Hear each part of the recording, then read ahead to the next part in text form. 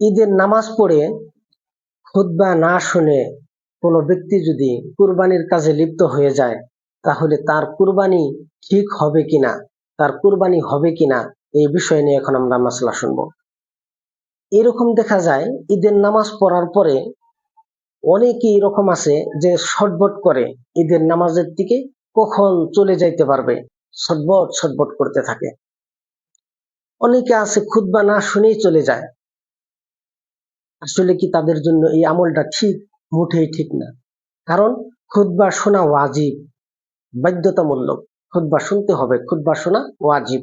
এখন কোনো ব্যক্তি যদি শুধুমাত্র ঈদের নামাজ পড়েই খুতবা না শুনে কুরবানির কাজ শুরু করে দিছে, যদি ঈদের নামাজ পড়ে খুতবা না শুনেই কুরবানির কাজ শুরু করে দেয়, তাহলে এই আমলটা তার জন্য ঠিক হয় না। ঈদের নামাজ পড়ে খুতবা শুনে তারপরে কুরবানির কাজে লিপ্ত হবে, এই আমলটা সবচেয়ে উত্তম। আল্লাহ তাআলা আমাদেরকে সব মাসলা মাসাইলের উপর আমল করার তৌফিক দান করুক। এর হাওয়ালা কিতাবুল মাসাইল জিলদ নম্বর 2।